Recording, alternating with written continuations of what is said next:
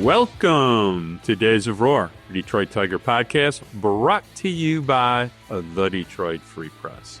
My name is Mark Gorash. I am here with Detroit Tigers beat writer Evan Petzold, soon to board an airplane for Dallas, Texas, and the winter meetings. Ev, it's winter meetings time again. Where are we at? What are you hearing? Let's quickly review the week. Yeah, winter meetings from Monday morning to Wednesday afternoon in Dallas. The Tigers are targeting starting pitchers and right-handed hitters. We talked about this coming out of the GM meetings. The headline of my story was literally, quote, Detroit Tigers expected to be patient in offseason, end quote. This story was published on November 11th. It's now December 8th. The Tigers have not acquired any players to join their MLB roster, but that's exactly what I told you guys. It was always going to be a patient approach to the offseason, surveying both the free agent and trade markets. In free agency, the Tigers have varying levels of interest in right-hander Walker Buehler, infielder Ha-Seong Kim, first baseman Christian Walker, and left-hander Andrew Heaney. Obviously, there are more players, but those are some of the bigger name players to keep an eye on as we get into the winter meetings as it pertains to free agency. On the trade market, some names we need to watch. Tampa Bay Rays first baseman Yandy Diaz, Miami Marlins first baseman, third baseman Jake Berger, St. Louis Cardinals third baseman Nolan Arenado, Philadelphia Phillies third baseman Alec Bohm, Baltimore Orioles first baseman Ryan Mountcastle. I think all of those players could be good fits for the Tigers, who have their most glaring holes at third base and first base, but it seems like third base is the bigger point of emphasis right now. And as much as I don't like doing this, we need to keep talking about third baseman Alex Bregman. I reported this before, and I'll say it again. The Tigers aren't prioritizing Alex Bregman.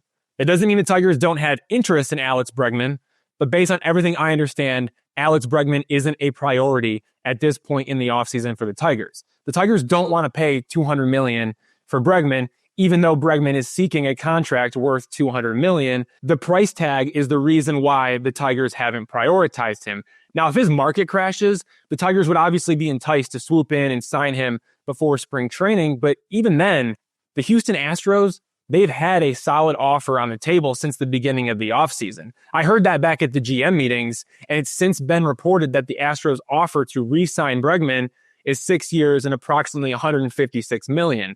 The Astros want Bregman. They want him badly. And Bregman, he likes the Astros. Like, he would be fine with returning to Houston. So I don't see the Tigers getting into a bidding war against the Astros, especially since the Tigers have concern about Bregman's productivity throughout a long-term contract. Like, there's a laundry list of reasons why the Tigers are worried about a long-term contract with Bregman. And on top of that, how much would you have to pay to beat the Astros' current offer, which is $156 million without any state income tax in Texas? And you're trying to get him to come play in Detroit. So to even compete with that Astros offer, the Tigers are probably pushing pretty close to $200 million anyway, and they're not going to do that. So we'll keep monitoring it, but I just don't see it happening right now. Mark, that's where we're at on all fronts heading into the winter meetings. All right, so you've run it down. You've brought the news, whether you think it's good news or bad news. Alex Bregman, perfect fit, a guy they should reach for. Willie Adames got $182 million. I promise you, the Detroit Tigers are not signing Alex Bregman. The equivalent with state tax, $165 million. The Astros would match that in a heartbeat. You got to go up to probably $180 to make them start shaking. They aren't doing that. Forget it. It's over. Not happening. Okay? What do I think is going to happen? Well, I just want to remind everybody, and you know how I feel about this. Okay? Nobody wins afraid of losing, but guess what? There's been one trade for a starting core Detroit Tiger since Scott Harris has been the Pobo. And guess what? Don't expect that to change. Scott Harris does not like signing free agents. He does not like making trades for major league players. He does not. It's not really too encouraging. It's necessary, but I sincerely don't think it's going to happen. Before we get out of here today, I'll give you a list who I would have loved for them to, start considering trading for. They also need a leverage reliever. So let's jump into question one of the big two. Are Walker Buehler and the Detroit Tigers a match made in heaven? Give me your thoughts. So the Tigers want to sign a starting pitcher to a 1-year contract. And from what I've heard, they're willing to pay up on a 1-year contract. Basically, the Tigers want to recreate what happened with Michael Lorenzen in 2023 and Jack Flaherty in 2024. The Tigers signed Michael Lorenzen to a 1-year, $8.5 million contract, then traded him at the 2023 trade deadline for infield prospect Hao-Yu Lee. The Tigers then signed Jack Flaherty to a 1-year, $14 million contract, then traded him at the 2024 trade deadline for catching prospect Thyron Lorenzo and shortstop prospect Trey Sweeney. The Tigers want to do that again, but they're willing to increase the value of the 1-year contract once again. So it was $8.5 million in 2023. Then it was $14 million in 2024. So what's it going to be in 2025? Could we get a 1-year, $20 million contract? Maybe 1-year, $25 million? Like, I could see those things happening considering what I've heard about how the Tigers want to approach a 1-year deal with prospective free agents. The Tigers believe in their pitching department, led by pitching coach Chris Fetter and assistant pitching coach Robin Lund. Even more importantly, president of baseball operations Scott Harris is a pitching genius. He knows how to evaluate pitchers and suggest changes both to their pitch mix and their mechanics. This is where Walker Buehler enters the conversation. Yes, the Tigers have interest in Buehler, but Buehler has the potential to command a 2-year contract with an opt-out clause after the first season, which isn't exactly what the Tigers are seeking. Imagine the 2-year, $50 million contract for Buehler with an opt-out after the first season, okay? What if the Tigers want to trade Walker Buehler at the trade deadline to get more prospects, just like they did with Lorenzen and Flaherty? It's not as easy to do that with the opt-out clause. You lose a lot of the trade value that way because other teams don't know if Buehler is going to opt in or opt out. That's part of the reason why the Tigers failed to trade Eduardo Rodriguez at the 2023 trade deadline. It was because of his opt-out clause, and obviously the no trade too. But the opt-out clause played a factor into that. And what if Walker Buehler suffers an injury or underperforms in the first season of a 2-year deal with an opt-out? Well, then he's going to opt in and you're stuck with a bad contract in the second season. Like, let's not forget Walker Buehler had a 5.38 ERA with an 8.1% walk rate and an 18.6% strikeout rate in the 2024 season. It wasn't until his final 3 outings in the postseason that he improved his performance. And one of those games was for 1 inning as a closer. Now, the other 2 games were as a starter, but still, Walker Buehler had a tough 2024, and you're risking a lot at that point. There's a lot of risk when you involve a player opt-out. And if Buehler has those types of offers on the table, I don't know if he does, but if he does, I'm curious if the Tigers will go down that road or look to sign someone else who doesn't command an opt-out clause, such as Michael Soroka. That could be a name to watch in that category if we're not talking about an opt-out clause. I get the sense the Tigers prefer a straight 1-year contract, and they're willing to pay a bunch of money for a straight 1-year contract. I'm not ruling out Buehler. I don't think the Tigers are ruling him out either. I think it would be a good fit for the Tigers, even though I do have some concerns about Buehler's ability to unlock his elite fastball again. He's still the top bounce-back candidate on the market, and he has incredible upside, and the Tigers have built a pitching factory with Harris, Fetter, and Lund. So yes, it's a match made in heaven, but we'll see if it happens or not based on the way the pitching market has gone. It's off the chain right now. It's crazy. Well, first of all, if the Tigers were to sign Walker Buehler, I sincerely doubt they're signing him for 1 year because Walker Buehler will have multiple offers for 2 and 3 years. So you better get ready to pony up. The floor already has been set. It's $23 million. You just saw it this week. So get ready. Why would he do anything else? Well, here's why, Mark, because you want to go back into free agency and you want to get a 9-figure deal. Look what Jack Flaherty did. He signed for 1 year, and now he's about to get 5 years, $100 million, if not more. So if you're Walker Buehler and you're age 30 right now, you want to get back to free agency ASAP. I don't see him taking a straight 2-year deal or a straight 3-year deal. I think he would want a 2-year deal with that opt-out clause because then he can get back to free agency as soon as possible to try to land a 9-figure deal. He's not getting a 9-figure deal. No one is paying Walker Buehler 9 figures, but he could get a 9-figure deal next offseason, which is the incentive to sign a 1-year deal. Yes, it is. There's incentive there. That's exactly why Jack Flaherty did it. Nobody's signing a pitcher who's had 2 TJs to a 9-figure deal. That's just fantasy land stuff, okay? I don't care if he was 18-6 and a 325 this year in his 1 year. Nobody is giving Walker Buehler past 30, 5 years after 2 TJs. They're not that crazy. Just doesn't happen in baseball anymore. Just doesn't. Okay, so who do you want to sign, both on the pitching side and the offensive side? Like, who are you looking at this point? Look, as far as signing guys, then let's make a deal. Let's make a trade. Let's go. All right. Well, first of all, Andrew Haney, that sounds very Scott Harris-ish. That's a guy. Another 1-year deal for, Andrew Haney, a nothing ball thrower who's kind of crafty and they don't take a lot of risk on because you know who doesn't take any risk? Scott Harris. You want to start trading for people? Here you go. I'll give you some real, actual pitchers they can make deals for. Nestor Cortez, New York Yankees. They don't like him anymore. He was really, really good 2 years ago. He's crafty. He's good. Yes, he had a crummy year. Not crummy, but not as good a year this year. Yes, he gave up some bombs in the playoffs. Yes, he'd be some Flavor Flav. He'd be good here. He's probably more than acquirable. Okay. Tyler McGill, New York Mets. Okay. Was a reliever this year, starter previously. That's a guy with a big arm who I think they could optimize. Okay. There's a guy. All right. Garrett Crochet. Go mortgage some pitchers. Go mortgage some something. That's Tarik Skubal light. Do something bold. That probably would, the Tiger front office would need to be hospitalized after they made that trade because just the anxiety level would be so high after they did something so risky that all of them would need to check in for a week of some type of rehab because it would be just way, way too aggressive for them. Other people I'd like to see them give some consideration to on the pitching side. Angel Chavili, Seth Halverson, both relievers in Colorado.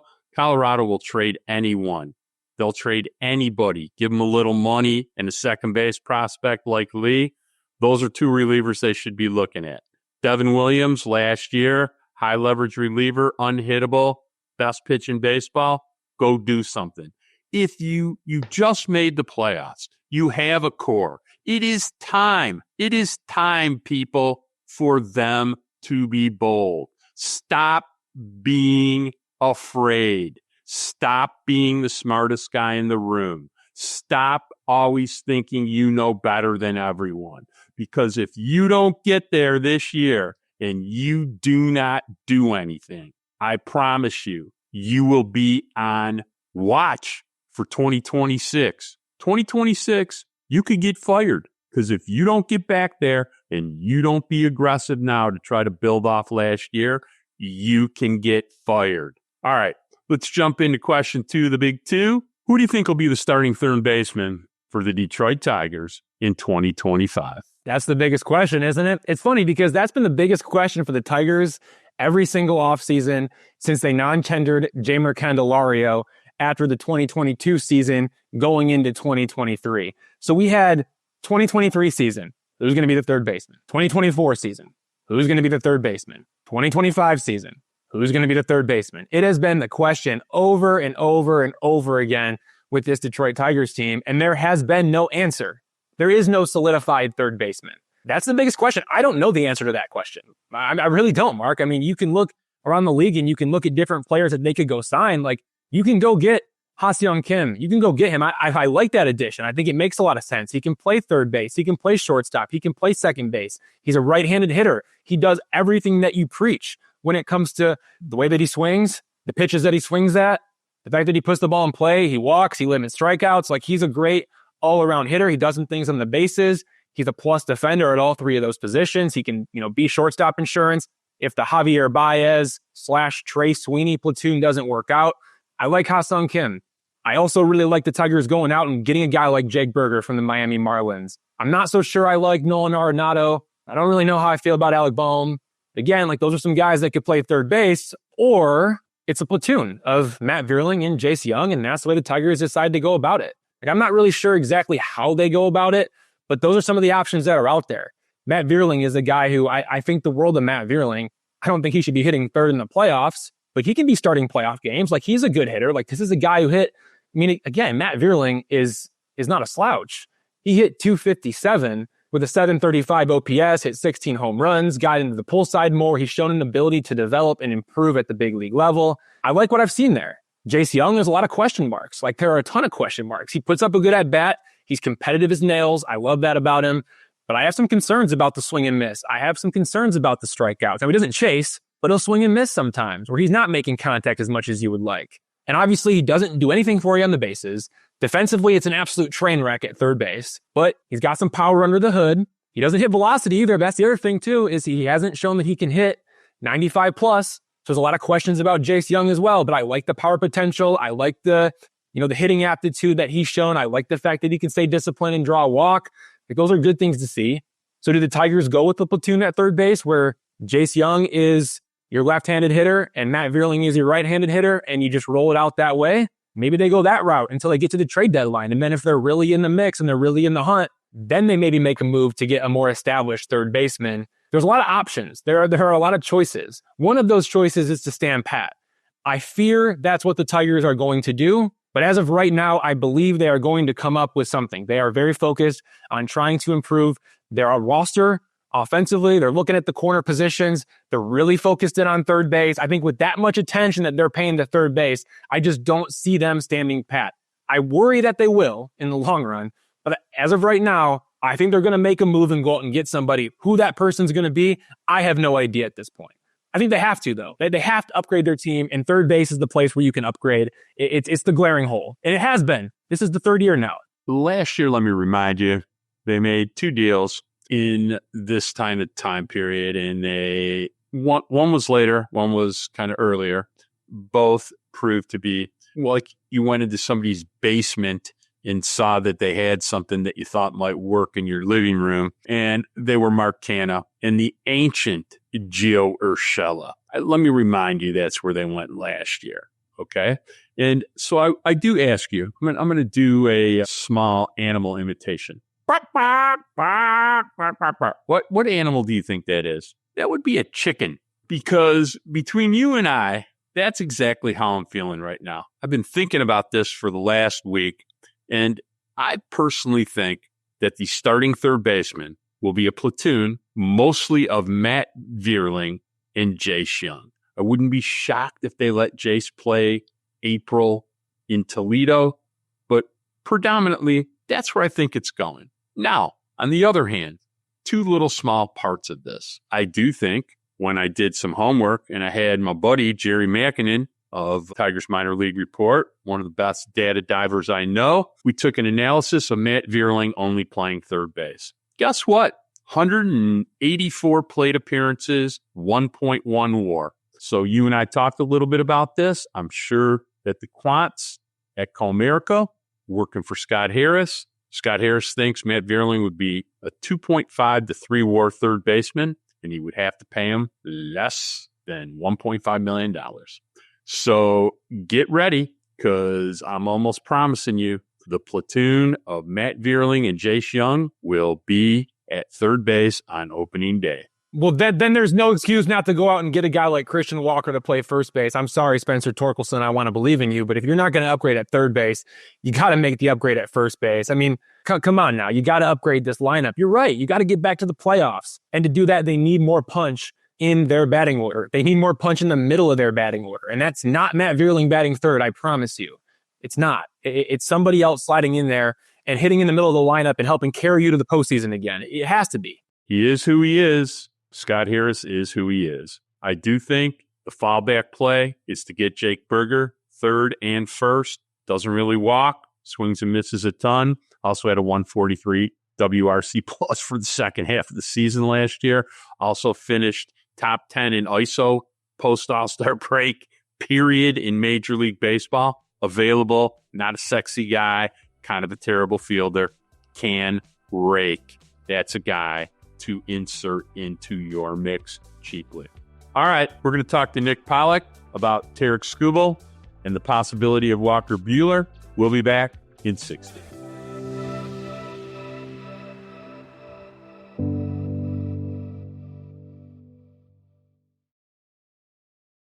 I'd like to welcome Nick Pollack, founder of Pitcher List, to the Days of Roar podcast for the third time.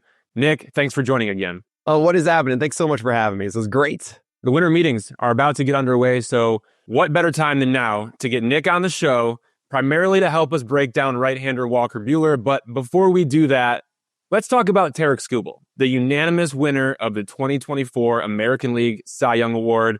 Nick, how do you evaluate the season that Skubal had in 2024? I mean, okay, so what's so interesting to me is that we typically see guys come back from Tommy John. And in 2023, for example, as was with Skubal, actually wasn't quite Tommy John. It was another elbow surgery, but very similar to it. And you don't really know what you're going to get. A lot of guys, I remember talking to James and Tyone about this, said, hey, look, this is my time to really fix my mechanics and be a new pitcher again, because you've spent so much time away from it. You have to relearn everything they used to do. And we didn't really expect Tarik Skubal to be this new version of himself, throwing harder, up to 97 in 2023 with an improved changeup and just a better feel for his entire arsenal. It's very rare to see that. And after the season, we thought, okay, this was a little strange. You're not really dominating in the zone with your four-seamer and your sinker as much. It's really just so reliant on that changeup and some of that slider. And the ceiling we knew going into the season was, hey, Tarik Skubal is going to be a Cy Young contender as a ceiling, but like it usually doesn't really hold on for this 2-month sample, but it just did the entire year. If there's one thing that I've learned very much this season is that MLB for lefties is a change of focused league. That is, what is the pitch that's going to get out right-handers, opposite-handed batters, and right-handers being the 75% of the batters that you face. Well, as a lefty, you need a really good changeup, and Tarik Skubal's changeup is one of the best in the majors. It wasn't before his injury, and now all of a sudden it is. We're talking like a 20% swing strike rate in 2021, and then he hinted at it in 2022, and then became a 29% swing strike rate pitch, which is absolutely bonkers. He only threw it about 10 to 15% of the time before, and now Skubal's throwing it 25 to 30% of the time, just destroying right-handers with it. And then, of course, having this extra ticket velocity or two is absolutely nuts. And what's even crazier to me, Evan, about Tarik Skubal is that he could even be better if his slider was actually a filthy over-the-top offering. That was something this past year that only had a 15% swing strike rate. Normally we see sliders, especially from lefties who should normally destroy left-handed batters with their breaking ball. I have closer to 20% swing strike rates on those sliders, and we didn't even see him eclipse that against left-handers, let alone combination of left-handers and right-handers for Tarik Skubal's slider. So it's great. It's such a good feeling to see a pitcher that goes through all the hardship and is wondering, hey, am I able to really compete at this level again? I've got to restart it, to not only get there, but just show up right away on day one and then carry it for 9 months. So Tarik Skubal, unanimous decision. It was so easy to say, yeah, you are the Cy Young, you are the best pitcher in baseball. And sometimes the best pitcher doesn't always win because it's an achievement award. You need to have a good ERA and innings to do it. But Tarik Skubal did all of it. Yeah, he's amazing, and he's going to continue to be amazing, if not even possibly better. So what do you think about the Tigers' rotation as it is right now? You have Tarik Skubal, the Cy Young winner, leading the way. Reese Olson is your number 2 starter. Jackson Jobe is the number 3 starter with ace caliber upside. He's probably making the team out of spring training. And then there's a lot of uncertainty with the 4th and 5th spots in the rotation. You have Kenta Maeda, Brant Herter, Kader Montero, Casey Mize. Those are the front runners in that competition for the number 4 and number 5 spots. But there's also Ty Madden and Matt Manning and a rehabbing Sawyer Gipson-Long, who won't be ready for opening day, but should definitely be healthy by June or July. The Tigers will add at least one starting pitcher via free agency or trade. But among the group that I just mentioned, what do you think about that collection of starting pitchers as we sit right now? Right. So, I mean, the Tigers do have a really wonderful situation of having that anchor in Tarik Skubal that you just can rely on, and then a plethora of options. Not saying that they're all number 2 or number 3 starter potential, but just having depth in general, as we've seen, is such an important aspect of making it far in the playoffs, or at least getting there. And what the Tigers did this past year with the rotation that we all thought, wait, hold on a second, you do not have that depth. They made it work. They even traded away Jack Flaherty, and they still made this work. It's absolutely nuts. The thing is, though, entering the season last year, we thought Casey Mize and Matt Manning were really exciting and really taking those steps forward, and they both took steps backward instead. I am losing faith in both of those to be dependable starters. They really need to showcase that they have extra skills that are going to plateau and actually be there reliably through the season. Kenta Maeda's days are better in the past than they are in the future.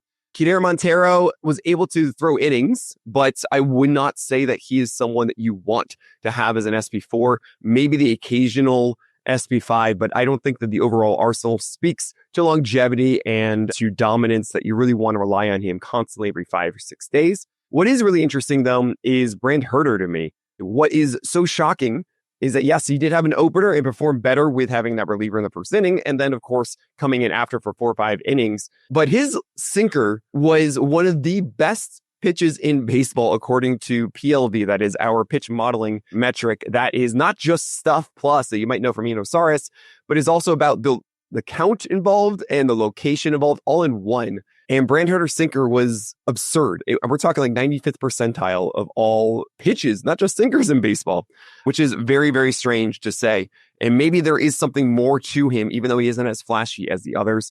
In Reese Olson, I really do like the slider is fantastic. The biggest question I have is, can his changeup be also as consistent as the slider has been? Because the sinker and the four-seamer are not a good enough foundation. Reese Olson could go the way of the Cleveland Guardians of the past, of say Corey Kluber or Shane Bieber, where they don't have an overpowering fastball, but they have two secondaries that are excellent. Carlos Carrasco you can throw into that group as well. Reese Olson could be that kind of mold and has shown that he's able to go 6 innings. So I really, really do like Reese Olson. There is that extra element that does lower his ceiling without those dominant fastballs. But Reese Olson should get better over time. And Sawyer Gipson-Long, when he does return, I really love the foundation that he has. A very good sinker that is akin to Logan Webb in the way that he's able to keep it down with a lot of break that is going to induce a lot of ground balls. And then, of course, you have two good secondaries as well. I think there's a lot of promise in Sawyer Gipson-Long, but you probably won't really see it come to fruition in 2026. And this really does say that Skubal and Olson, you should feel good about those. But the 3, 4, 5, hopefully Jackson Jobe takes that step. I'm not quite sure. There might be a lot of what I call the shag rug, which is the young man's floor. Their first year in baseball, it's just a little bit different than other veterans who haven't had the time, who actually have had the time rather, to learn what adjustments to make in games. So young pitchers, they have worse command. It's a lot more volatile. I hope Jackson Jobe can find that rhythm akin to Paul Skeens as we saw last year. So I'm really excited to watch him go. But yeah, there are holes to fill here with the Tigers rotation. Okay, so let's dig into one of the Tigers' targets in free agency and one of the most popular names in free agency, right-hander Walker Buehler. Yes, the Tigers have shown interest in Walker Buehler. Yes, a lot of teams have interest in him. And yes, the pitching market is through the roof right now, but Walker Buehler is on the Tigers' radar. Let's start there. Are the Tigers smart to consider Walker Buehler?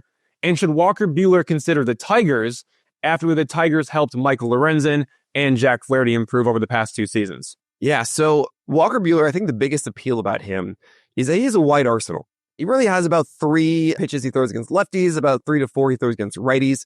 But generally having a larger arsenal does mean that you are more immune, or at least more resistant, to the third time through the order penalty. If you don't know this, essentially, the third time you face batters, they're getting used to pitchers. And if you only have 1 or 2 dominant pitches, then it's a lot easier to hit against them and their numbers improve the third time they see them. But if you have more pitches, that means you can't really expect a certain offering to come. You haven't seen everything yet, and you're more resistant to that ding of offense that you normally get when you face a lineup a third time.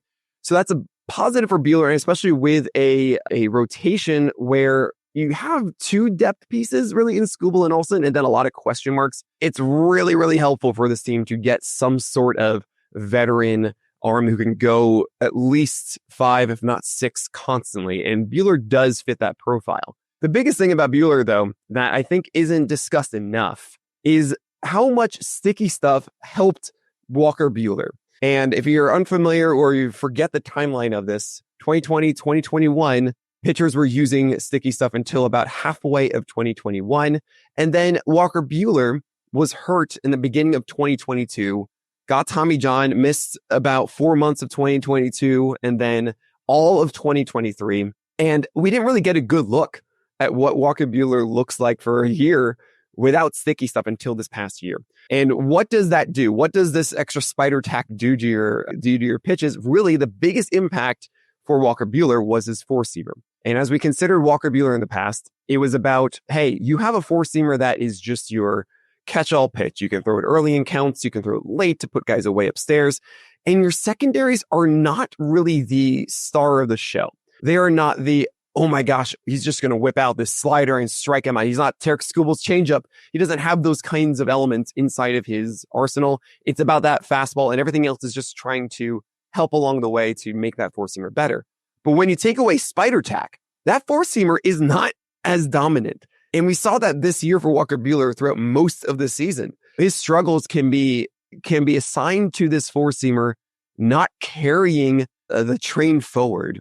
And his secondaries had to do more, and he didn't really know what to do. I remember watching so many Walker Buehler starts, and he didn't know what the approach should be. I even saw a game where Buehler just didn't throw four-seamers. He threw sinkers instead to try and find something else. His cutter approach against righties and lefties alike was, I don't know, just throw a strike maybe? The curveball of old that was more of a weapon against lefties was fine. It was very confusing. And I remember watching these games. I don't know if you got a chance to watch them in season at all, Evan, and had that pitcher's mindset that I know you do have of saying, okay, what are you trying to do, Walker Buehler?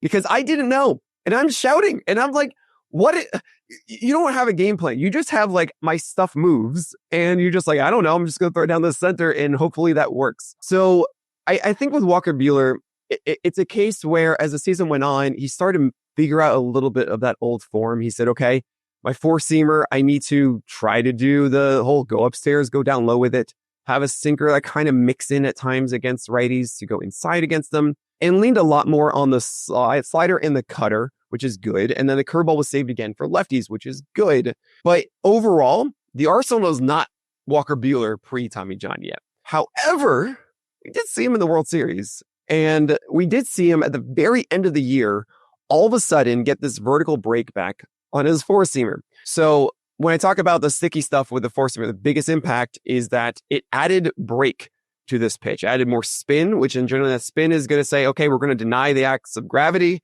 and we're going to keep this pitch upstairs. Yes, I understand that wicket is in theater. So here you go. Defying gravity is what that sticky stuff does. And that had about 19 inches up to actually 20 or 21 of IVB or vert, as the players call it, on that four-seamer.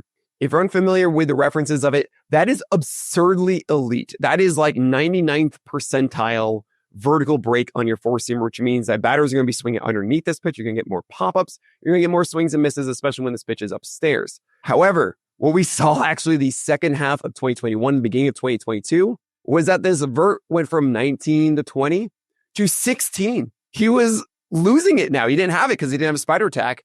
And then there's, of course, the injury that happened too, which would affect it. So when he came back this year, Walker Buehler was around 15 to 16 vert for most of the season. And that is, that is why this all changed. But the thing is, by the end of the year, then it became 16. Then it became 16 and a half. And by his final start of the year, it was 17.3. And then looking at the World Series on October 28th against the Yankees, where he had 6 whiffs on that four-seamer to right-handers, guess what? 18 inches of vert. And I don't know why. It's one of those things that maybe over time you get more confident behind it, you get behind it.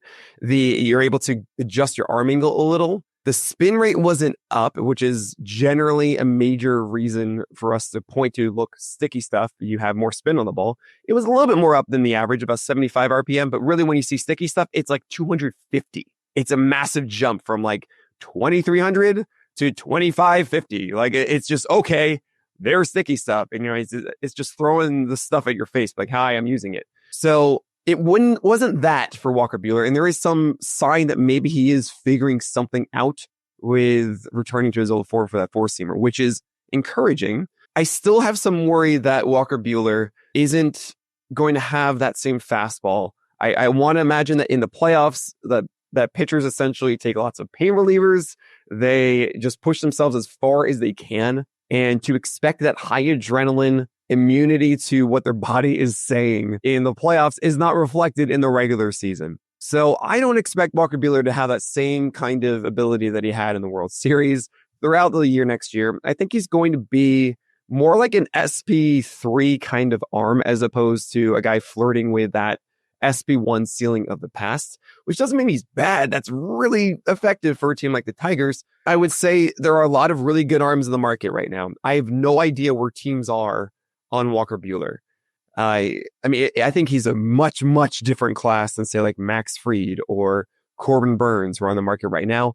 You see Luis Severino getting 3 years, $67 million with the Athletics, which is, by the way, more expensive than Yusei Kikuchi for the same amount of years, which is bonkers to me.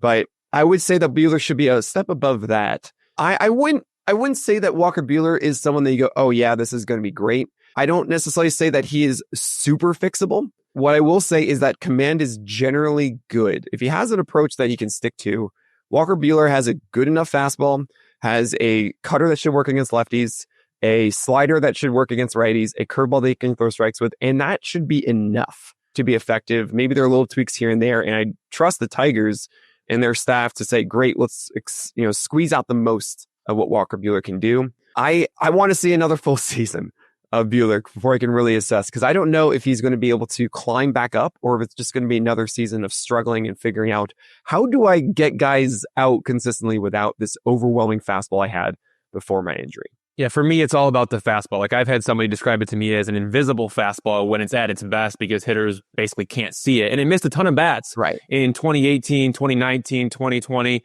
even some in 2021. But then the whiff rate on the pitch, it's been under 20% ever since then. Yeah. And then again, in the postseason, 2024, surprisingly, had a 29.3% whiff rate. Who knows where that came from? But Nick, I want you to take a second and put yourselves in the Tigers' chair, okay?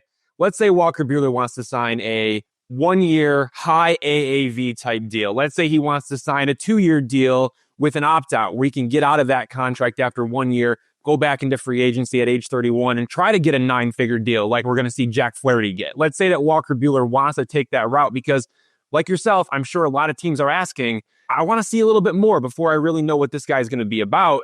So Walker Buehler's not going to get that big payday this year that maybe he's looking for. If he's looking for that huge payday, it's not coming this year, but maybe it could come next year. If the Tigers did go that route, and if Walker Buehler wanted to go that route of a 1-year high AAV or a 2-year with a player opt-out, how do you recommend the Tigers fix Walker Buehler if they sign him this offseason? Absolutely. I think that'd be a great call, by the way. Obviously, just Jack Flaherty is a perfect example of a player who has shown potential before, but hasn't quite found his groove lately and is now going to be in a better position, of course, moving forward. I would say with Flaherty, the thing was command and consistency. That's the thing that the Tigers unlocked from him, where his breaking balls, his slider specifically, was just so beautifully placed at the bottom of the zone, and it masked that his fastball wasn't very good over the plate. And that is a hard thing to get into rhythm. But I do want to give Tigers credit for figuring out how do you, Flaherty, figure this out and get into that. It could also just be the environment. We're going to make sure you have this routine and you're not getting disrupted from this. You're not getting pulled away thinking about other things. Like, you are focused and you're going to stay in this. And Flaherty did that. And credit to the Tigers for helping get there. With Buehler, I would say the biggest focus is really leaning into everything that he has. Understanding, look, your four-seamer is not that pitch of old. The 29% whiff rate is good. I would say that when you see 30 to 35% whiff rate, which is different, by the way, from swing strike rate. Whiff rate is on a swing, and then swing strike rate is overall. So how often you get a whiff per pitch you throw, as opposed to how often you get a whiff per swing, which is whiff. And you want to see closer to like 35% for it to be like, oh man, okay, this is the pitch again. The overall swing strike rate for that four-seamer this year was under 10%. And that's just, oh boy. In the playoffs, a little bit higher than that, but not really anything that I think that is going to be suggestive of an overwhelming pitch throughout the year. And I would say focus on those secondaries. I think the cutter is still really good. I think mailing that down and away, really actually down and middle down and away to both righties and to lefties is going to be a major, major thing. I think it's an amazing tool against left-handers. I think the curveball is still a fantastic offering as well. And leaning in on those as much as possible and trying to find a rhythm of surprising batters with four-seamers and sinkers, as opposed to just saying, this is the thing and you have to deal with this one. That is the biggest strength of Walker Buehler, is that depth of arsenal, and to really squeeze out everything inside of it instead of just reliant on that four-seamer to get everything done. Walker Buehler, 16.9% whiff rate on the four-seamer in the regular season, 29.3% whiff rate on the four-seamer in the postseason. It sounds like that fastball is a little bit more like the regular season than the postseason. We look at big picture, but we'll see what ends up happening. All right, Nick, that's all we have for you. Thanks for joining us to break down free agent Walker Buehler, who is a Tigers target. And from both of us, congrats again to Tarik Skubal on winning the 2024 American League Cy Young Award. Nick, thanks for coming on the show. Oh, my pleasure. Thanks for having me. Everyone, that was Nick Pollack, founder of Pitcher List. We have JJ Cooper, the editor-in-chief for Baseball America, coming up to talk Tigers prospects. But first, let's take a break.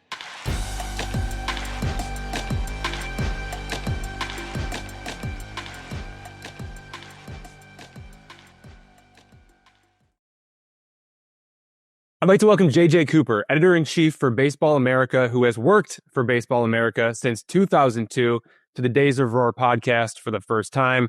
We're going to be talking about Tigers prospects. JJ, thanks for joining us.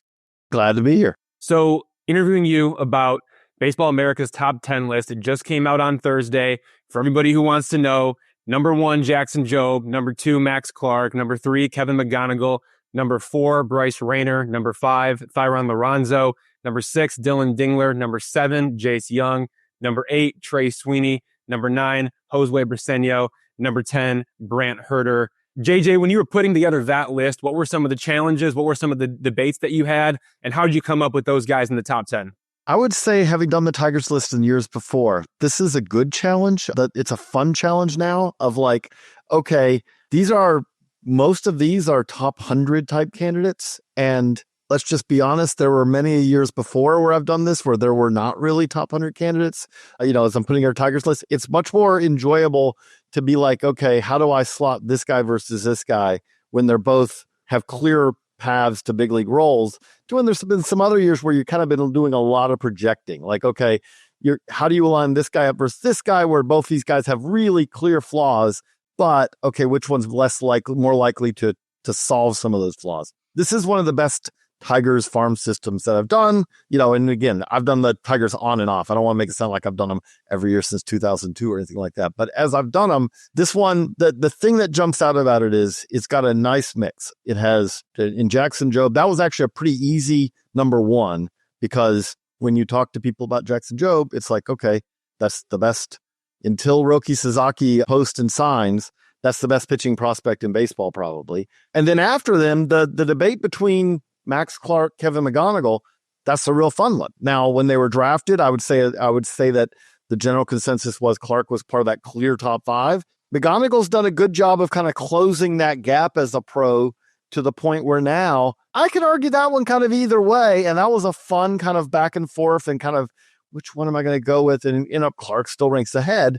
They're really close together. And so that was kind of the fun. And then you got the thing that the Tigers did really impressively, I thought, this year, is they somehow managed to both sell at the deadline and then get better. But what that also meant, and this is where this does get a little tricky, that meant that there are some guys who are a little maybe lower ceiling than some other guys who did make the 10, but it's hard not to include a Trey Sweeney, a Brant Herter, guys who they've done it. Like, there's always a certain level of when you're talking about, like, let's say a Fran Yerba Montilla, who's a really good prospect, but if Fran Yerba Montilla has the career that Trey Sweeney's already had, that's not a terrible outcome.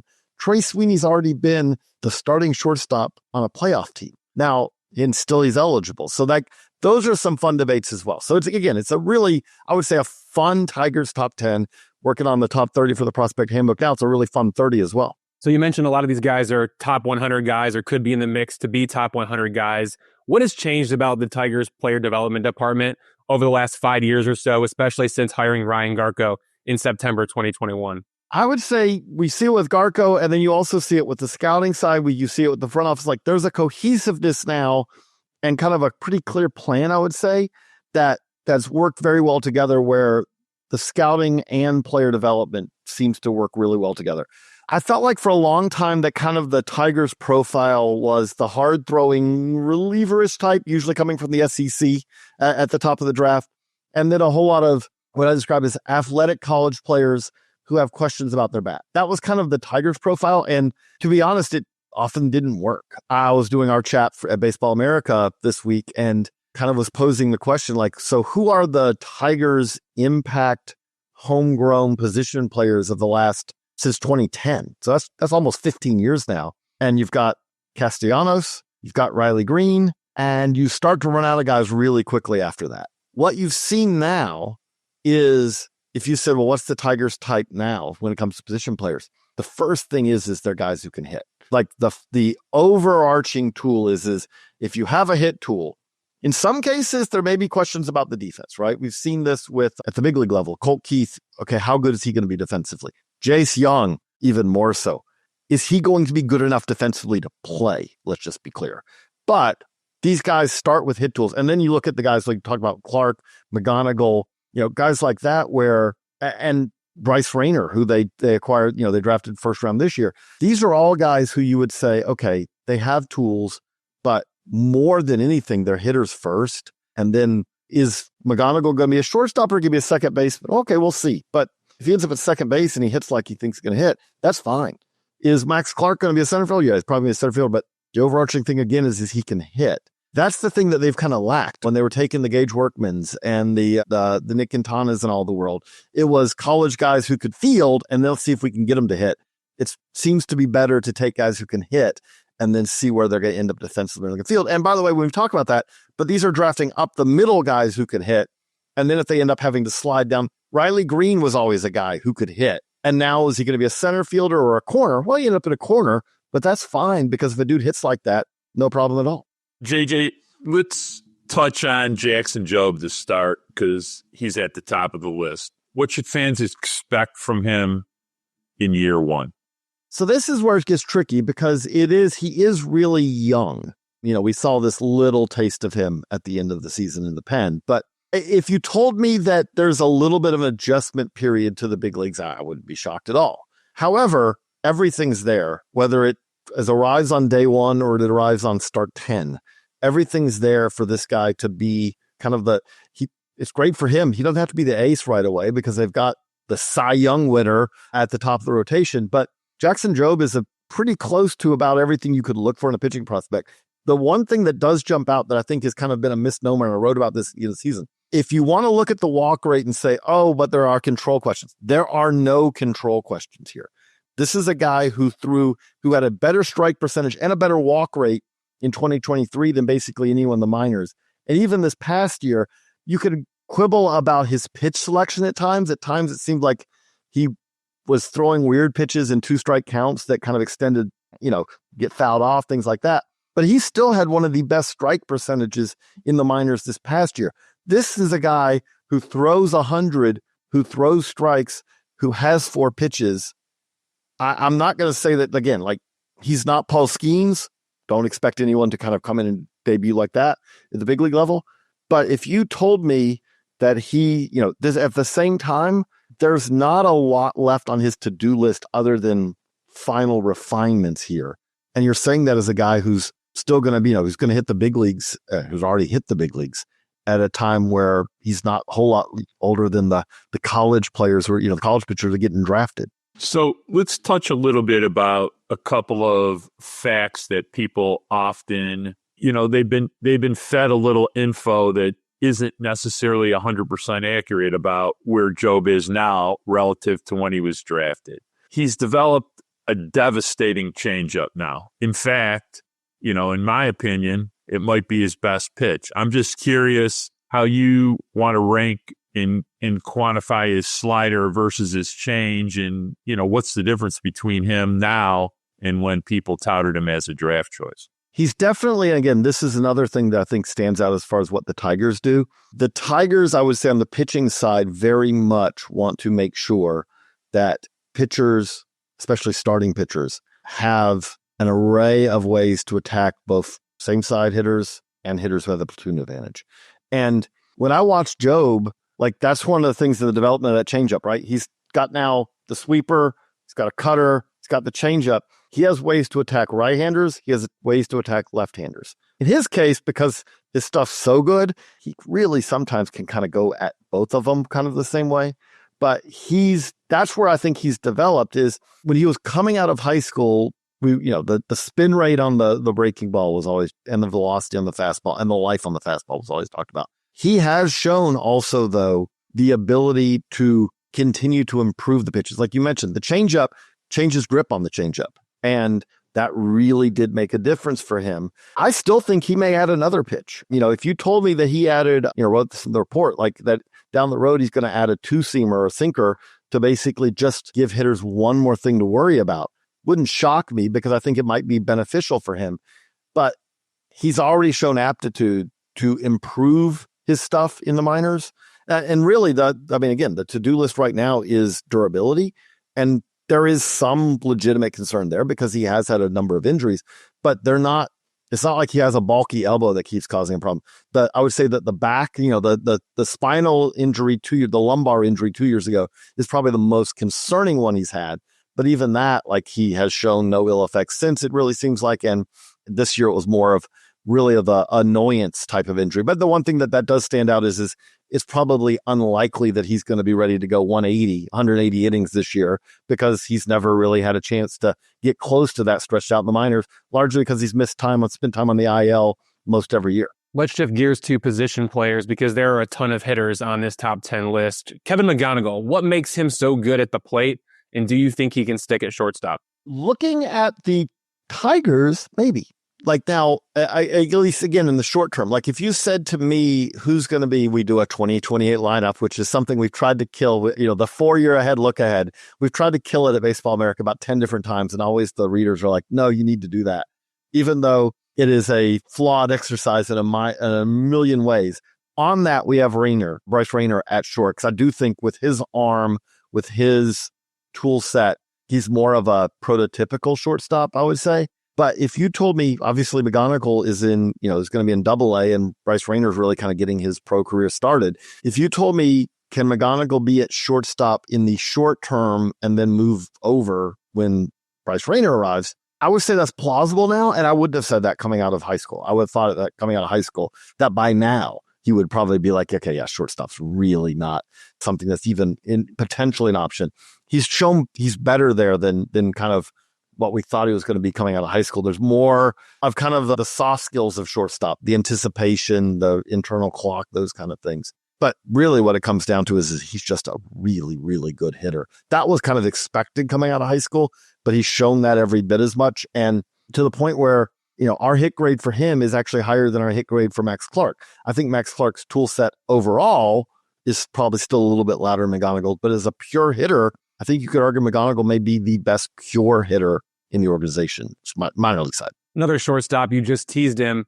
What are your expectations for Bryce Rayner, whom the Tigers selected number 11 overall in the 2024 draft?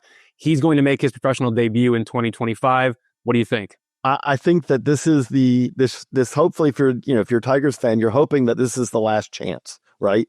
This is the last time that Detroit has been able to draft it near the top of the draft for a number of years. And the hope, if you're the Tigers, is this was the last bite of the apple. Bryce Rayner, they took him 11th overall, but this was a player who was clearly in that top tier of draft prospects last year. Really took steps forward as a high school senior as far as at the plate, kind of made people much more comfortable. This is a guy who could have been 100% could have been a first round pitcher. The arm is kind of a key part of why he's such a good shortstop. His arm is really special. Now the question is going to be, okay, so let's see in pro ball, how good is the bat? There's some power here. There is some hitability, but until you do that against pro pitchers, there's still that little bit of uncertainty, and we haven't had a chance really to see that yet. So that's kind of what we'll be looking forward to seeing in 2025. But if it all comes together, it's, again, this is the Tigers' long-term shortstop and a guy who can do so while hitting somewhere middle of the order, which obviously is a pretty special package if it all comes together. The Tigers drafted Bryce Rayner in mid-July, and then the trade deadline happens at the end of July. 3 players on the top 10 list were acquired in that 15-day time frame. Obviously, Rayner in the draft, and then 2 players acquired from the Los Angeles Dodgers in the Jack Flaherty trade. Fyron Lorenzo at number 5 and Trey Sweeney at number 8. How do you evaluate that trade now that it's been 4 months since it happened? Well, I mean, it's already a win. Let's just be clear, because as good as Flaherty was, the Tigers figured out a way, credit to them, they did miss him that much because of guys like, they figured out how to get bulk innings. They didn't start him all the time, but get bulk innings out of Kiro Montero, Brant Herter, guys like that, to where you can't say over the last 2 months of the season, starting pitching really derailed them. They figured out a way to do that. And at the end of the day, Trey Sweeney's arrival, I mean, I'll ask you guys. You guys saw it every day more than I did, but I felt like that Trey Sweeney's arrival as a solid, consistent, dependable shortstop was huge for them down the stretch. And that's why he's on this 10. Like, he was not a guy who I would have thought at the deadline would be in the 10. But the more I watched his defense, the more I talked to people about his defense. Doesn't have a great arm. Everything else, though, he anticipates. His first step, his exchange kind of helps the arm play up because he gets rid of the ball so quickly. All these things come together. And I mean, I'll ask you, Evan, like, I kind of felt like the defense kind of took a step up when he arrived. There's no doubt about that. I mean, it's steady. It was steady performance at the shortstop position, which the Tigers needed. The big question is, like, is he going to be able to hit enough? Like, that's really the big question. Is he going to be able to hit enough to stick? That's the big question. But at the same time, let's also be clear, the Tigers have had a shortstop who hasn't been hitting for a while now. So You're not wrong. So at the same time, like, Trey Sweeney is a guy who's going to, at minimum, provide defense at that position at major league minimum. And I think that's kind of, to be honest, the other thing about this is if you look at the big picture of the Tigers infield, they need a shortstop who's really reliable because there's hope that Colt Keith can keep getting better. But Colt Keith's not a great defensive second baseman. I think that's fair to say.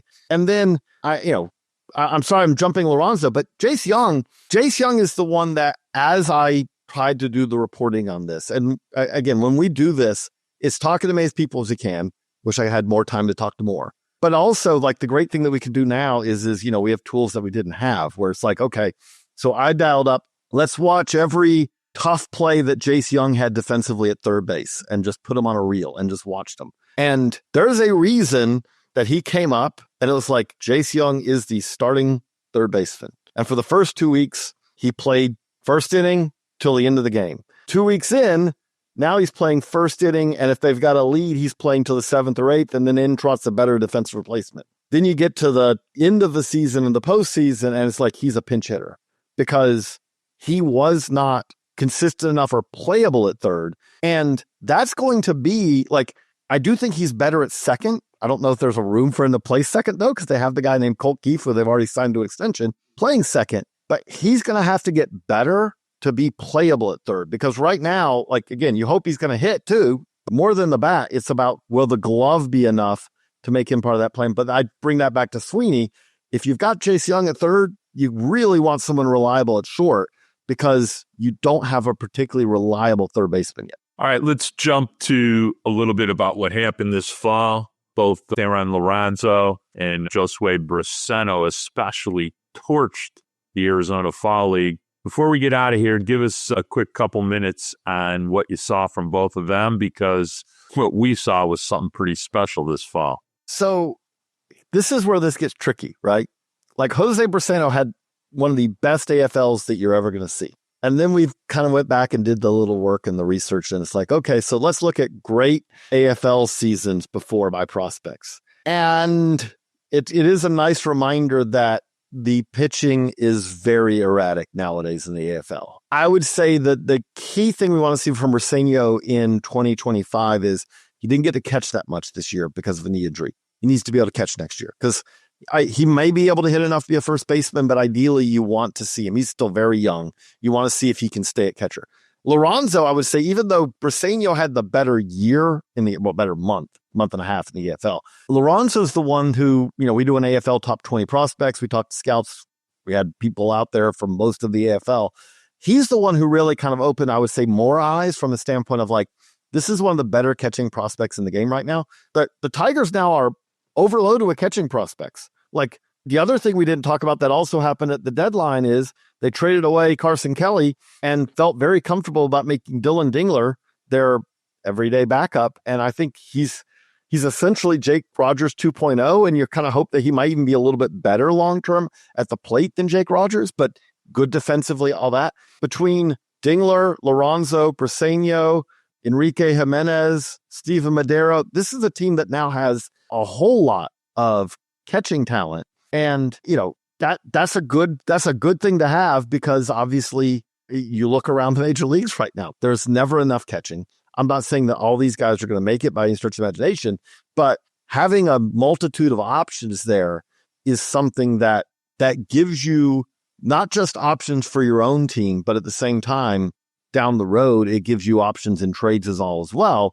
Because if you have, I was talking completely separately than Tigers, but another work I'm doing, and it's like another organization made the point, you pay a premium to acquire catching. Like, you may say this prospect's here and this prospect's clearly better, but there's so little catching that most teams asks for a catcher. You're going to get, $1.25, $1.50 on the dollar if you trade a catching prospect who can believe to be able to catch, because there's just, look at it right now. I do the Tampa Bay Rays, list, and the Rays' entire 40-man roster right now of catchers is Logan Driscoll and Ben Rortvedt. And there is no way that those are the catchers they're going to go into the season with. But you look at the free agent market right now and you say, okay, there's about one or two guys left there. This is not where the Tigers are right now. But if you told me that a year or two from now, the Tigers are in a situation where, hey, let's just say that they're comfortable with Dingler as their regular, or Dingler and Lorenzo, well, then all of a sudden Jake Rogers might be valuable. Or they may say, you know what, we really like Jake Rogers, but this is going to make Dingler available in a trade and get real value for him because Lorenzo's ready. Or maybe, again, whatever order they do it is something that you do look at. I would say this is something we talk about. The Dodgers are kind of a model organization. Dodgers have done this really well. The Dodgers, Keibert Ruiz, they got real value for him. He's now with the Nationals. Tyler Alonso, they got real value for him. He's now with the Tigers. Will Smith is in the big leagues, obviously, with the Dodgers. They still have catching prospects in that system. Having catchers is a really valuable thing to have. We can't let you get out of here, JJ, without talking about, at the top of the Tigers prospect food chain, Max Clark had a really strong 2024, really started polishing some skills. They were really good at doing that with him. But what do you expect from him in 2025? If you told me by the end of the year he's knocking on the door of the big leagues, that would make perfect sense. It is like, again, we do the fun thing about doing the 2028 exercise is, again, these are problems that the Tigers have not had for years. I will be interested to see if Max Clark continues to develop as expected, if Parker Meadows continues to go as expected. This is going to be a really good problem to have, which is the Tigers could be a year away from having essentially a 3 center fielder outfield, right? Because Riley Green, there are organizations where Riley Green could play center. You would not probably want him to, but you could. Max Clark is a center fielder, can play right, can do that, but he's a center fielder. Parker Meadows quite clearly is a center fielder, but I think of that as kind of an asset for them, which is obviously that the Tigers do play at a park where being able to cover ground in the outfield is really valuable. And I think that by 2026, it's going to be a question of, okay, is it Meadows in center, Clark in right? Is it Clark in center, Meadows in right? Probably Meadows in center, Clark in right, because Meadows is just so good out there. That's going to be a really fun thing for the Tigers because you see, I mean, there are teams that take this to the extreme, but like, again, I do the Rays list. The Rays almost always play a 70 defender, a plus, 2 grades above normal defender in center, but then they usually put in their corners other center fielders, like who they feel like that the Randy Arozarenas can really make an impact defensively there as well. And the viewpoint is in a lot of cases is run prevention is cheaper to acquire than producing runs, right? So if I can cut down on doubles and triples in the outfield, that's something I can usually acquire a little cheaper than the guys who hit the doubles and triples. In the case of the Tigers, Max Clark is the guy who could prevent the doubles and triples and hit the doubles and triples, which is really what you're looking for, and which is why he was a top pick in the draft just a couple of years ago. This is what we were kind of expecting and hoping to see. The debates will continue to go on because you've got the 3 outfielders like, okay, would you rather have Langford? Would you rather have Clark? Would you rather have Walker Jenkins? It's going to be a fun debate for years to come. But the thing that stands out right now is so far, there is no wrong answer to that question. Yes, you want Paul Skeens but he went 1-1. I don't, you can throw Dylan Cruz in that discussion too, but I don't know if right now I'd rather have Dylan Cruz than Max Clark or Walker Jenkins or Wyatt Langford. All 4 of those outfielders still have very promising futures, but it's going to be really interesting to see how that plays out over the next 10, 15, 20 years. Best Tigers prospect who isn't on the top 10 list and best Tigers prospect who people don't talk about. Yes, I'm asking for 2 different players there. Okay. Best who's not on it. At this moment, I'm going to say Owen Hall, who was a draftee this year. I have not finalized my 11 through 30, for Baseball America yet. But he's one that does jump out that way from a standpoint of like he could be really good as a pitch. Again, the pitching I would say is a little bit thinner than the hitters right now, so maybe that's why I lean that way too. And not talking about, okay, I'm going to go a weird way on this one. He just was added to the 40-man. Probably not the answer you're looking for, but I think that Tyler Madison, I think it was smart for them to add him.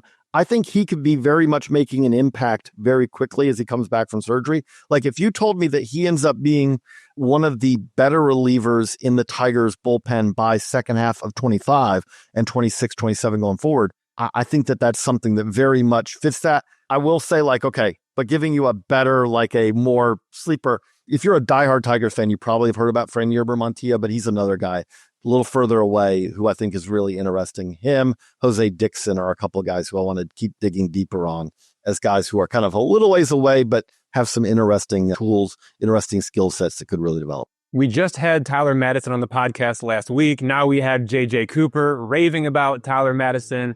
Gotta love it. All right, JJ, that's all we have for you. Thanks for joining and breaking down the top 10 Tigers prospects as you put together for Baseball America. Thank you, guys. Appreciate it. Everyone, that was JJ Cooper, editor-in-chief for Baseball America. All right, it's time to get out of here. Got a big week coming.